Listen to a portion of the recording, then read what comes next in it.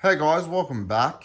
Today, as you can see, we're going to be installing these really great condition Recaro seats into Aaron's Ralliart. Alrighty. So, quick thing we're going to go through. Obviously, the rails are disassembled from these seats. This is just the way that we got them. I have not touched them at all.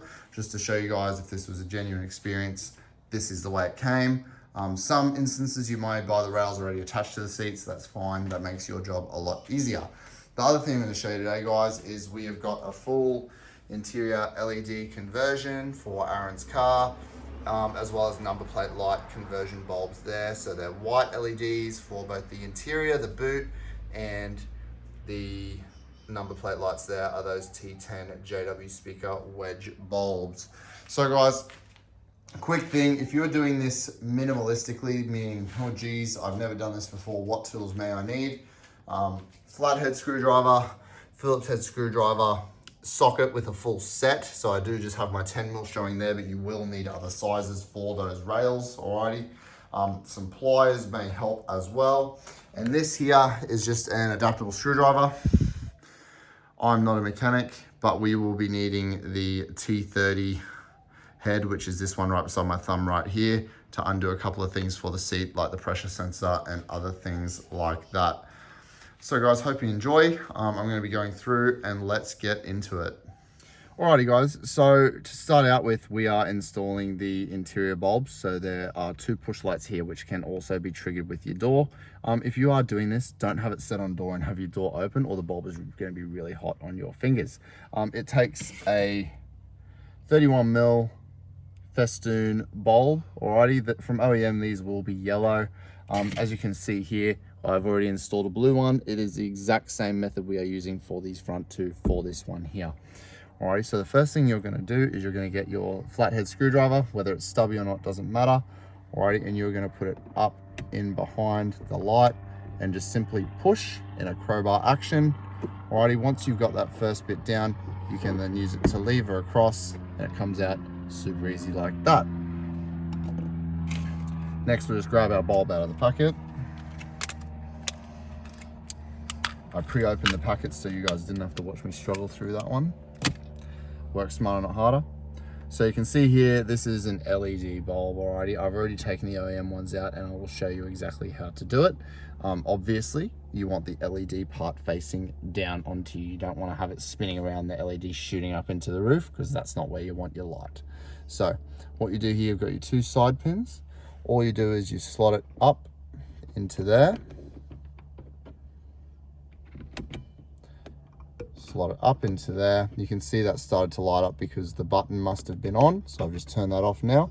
Slot it up into the hole and give it a push and it locks in. You can twist it around up in there while you're going.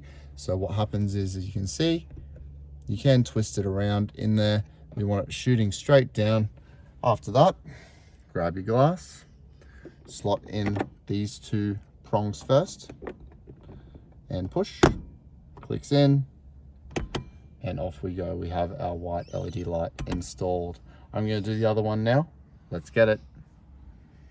All right, guys, just in case you couldn't see before, here is our bulb. Alrighty, so what you do, put it up into this side first and it will push back like that. So push back and up and you'll see it lock in. So it's locked into that hole. I just have to push the spring and it's now clamped in there. We have our LED facing straight down and not around and up like that. Straight down facing. I can test it before I put the glass back on and off. And then quite simply, once again, grab my glass, these two prongs up into the holes and then push. Doesn't need to be hard, I've just got one thumb. Click, click, and we are in. Let's go.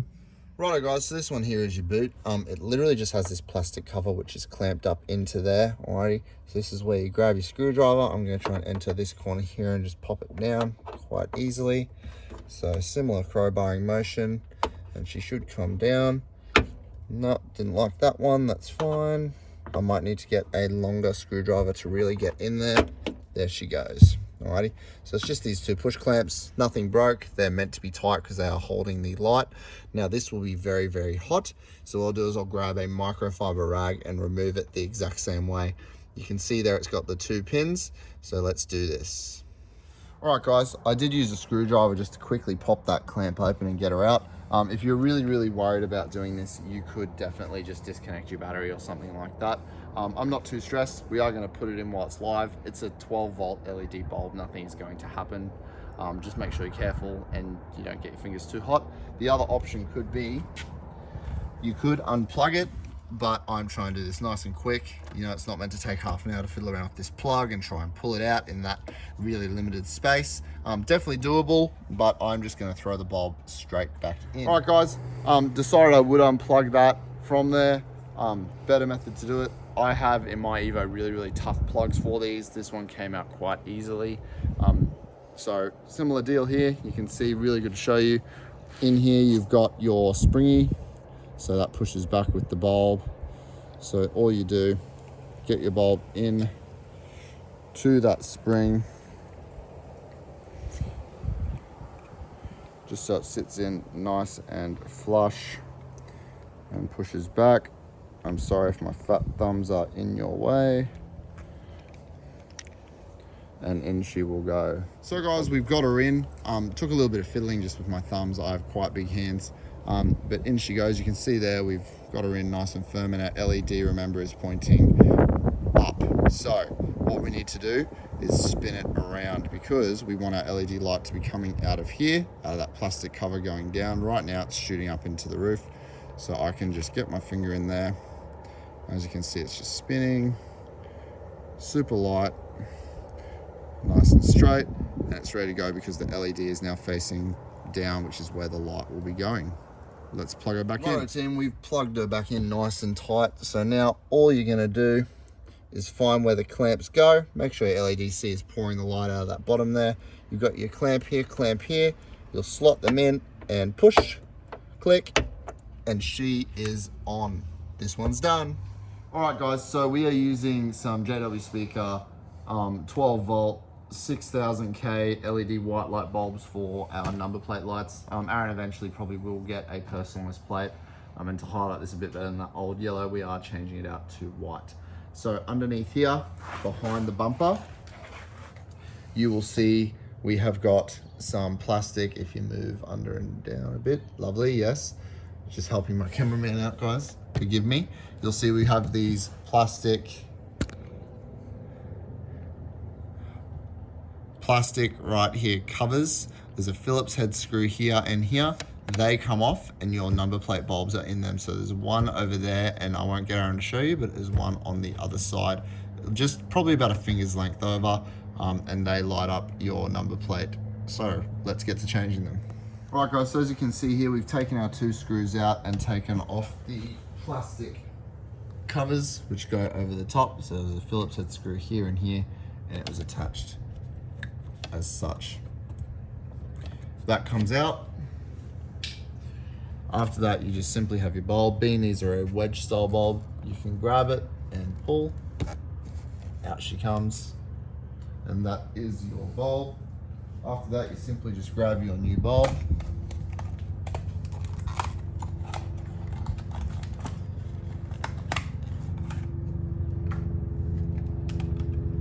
As you can see, the LED ones are a lot nicer looking, and they'll be a lot brighter. Pop one out, and simply it goes back in with a push. And I try and recommend to hold the other side and give it a decent squeeze until you feel a click. So that just clicked in. I felt it go click with my fingers. That means it's in. We will obviously test these before putting them back out, and that plane is annoying me. So we will test these before putting them back out, and putting the covers back on. So we'll do the other one, which is right here, and using the same method, and then put them back on. Let's get it. So guys, we've replaced them. Now Aaron's just gonna turn on his lights just so we can test them out. There you go. So we can see now they both work. They're just triggered directly to the tail lights of the car, as you can see there.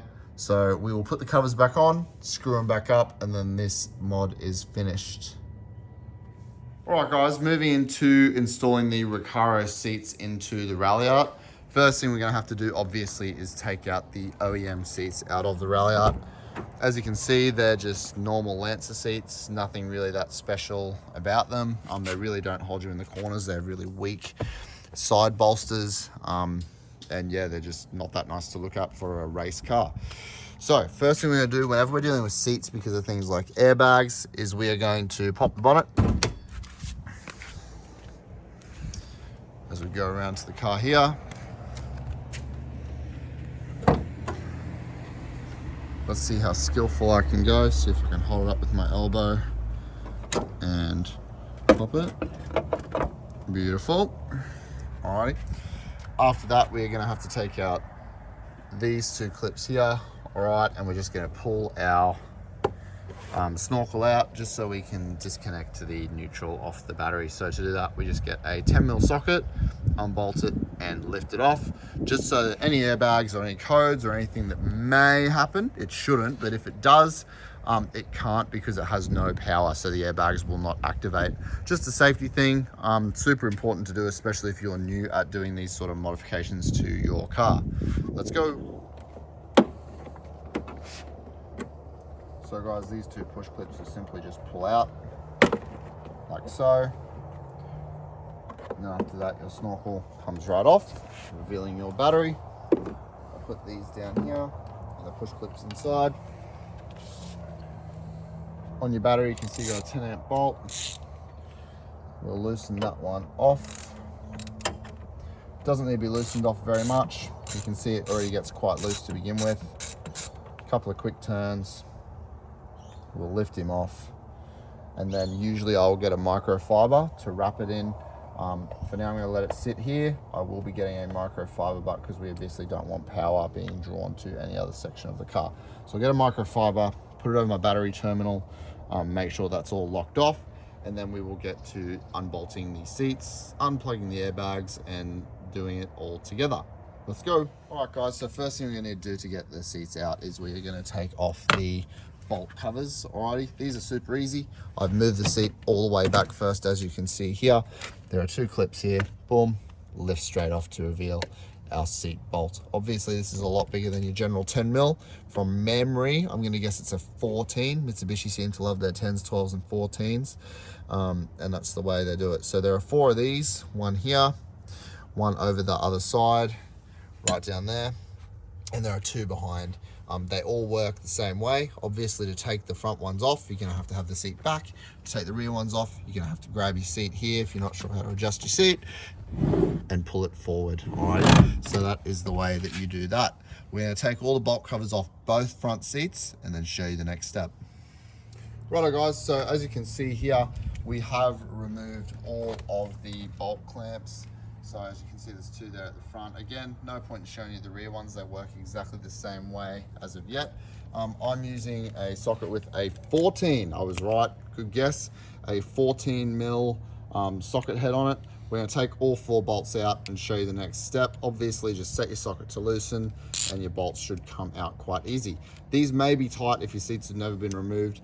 I haven't seen one snapped off or anything like that, but don't forget about your products such as WD-40 to help you remove anything that is seized. All right, guys, let's get it. So guys, we are back. We currently have one of the Recaros, the passenger side, installed in the Ralliart. We want to get one in before we videoed to show you the process, just so that we were sure we could do it. Just because the person off Facebook Marketplace like fully disassembled the rails and everything, which is great because it means I can show you guys like a full how to do it, but it was a bit of a process.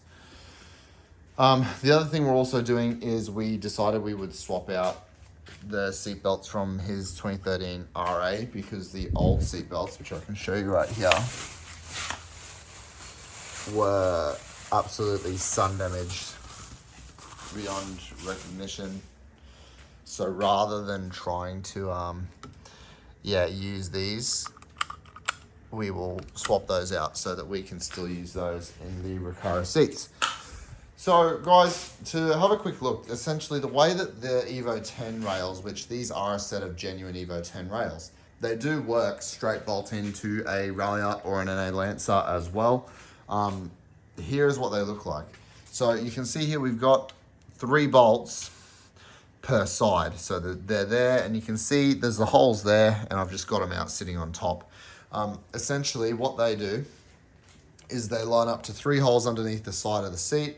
You bolt them in, and that is how the rails attach to the actual bottom of the seat. Obviously then you need to bolt the seat into the chassis body of the car with these holes here at the front and the back.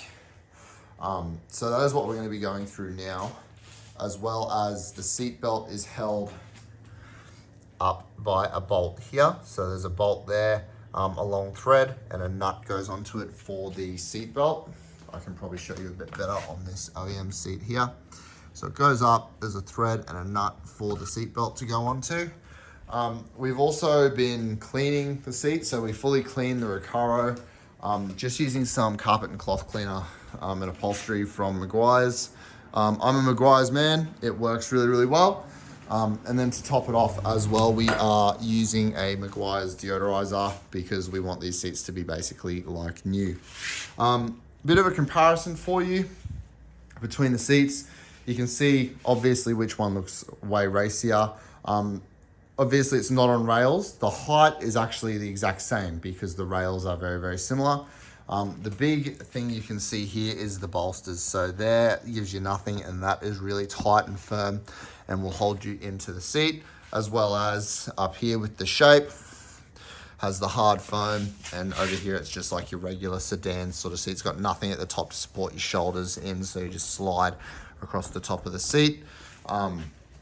As well as, of course, the iconic Recaro logo. And it has the option for seat belts to go through there for like a harness style seat belt or a cross seat belt.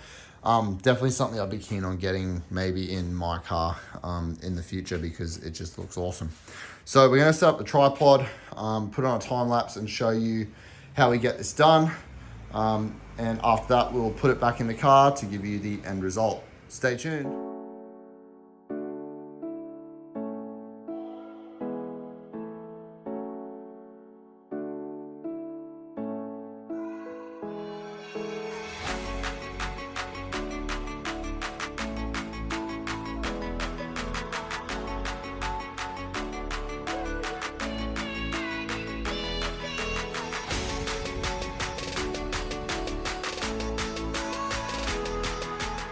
Alrighty guys, so we are back. We ran into a bit of rain and we actually had a little bit of hail, which doesn't really happen around here very often. But as you can see, it's all cleared up now. The car is obviously wet from that. We rushed Aaron's car super fast in there. If you did see it at the end of the time lapse, we were panicking, but we got it in, nothing happened to it, so we are all sweet. Anyways guys, so as you can see here, the Recaros are fully installed. Super impressed with how well kept these are. We did clean them up and fully deodorize them, and they look really, really good for Aaron's car. So as you can see guys, we fully reinstalled and bolted them down with those 14mm bolts we got out the front, and then just put the plastic covers back over the top. So if we sit inside, they are obviously a lot more comfortable seat, really bolstered. Plus they just make the car look more like a race car. Like it sort of is one of those branching things between the Evo scene and the NA Lancer scene that really sets the car apart. Especially in a Ralliart, a lot of good Ralliarts that I've seen from friends or from people that I've met, they really do well, and all of them have these Recaro SR11 seats. Really impressed with the condition. Like, don't get me wrong, there are certainly a couple of very minor marks, but most of them have the bolsters like ripped off here. When I bought my Evo 10, when it was white, my bolster was actually ripped all the way through there. And I just swapped out for my half leather and the cloth through the middle, whereas these are obviously a full cloth set. You will not need resistors of any kind to install the Recaro seats because the airbag is straight plug and play. The Evo 10 rails fit directly into a Ralliart or an NA Lancer. This job realistically took a lot of time simply because we had to reassemble the seats from rails all the way up. it's just 4 bolts and 2 plugs if you're looking to buy a set of Recaros that already have a set of rails attached to them. You're only going to need a 14 mil spanner and, like, realistically maybe some pointy nose pliers if you are trying to get those plugs out and struggling with your fingers, but it is doable.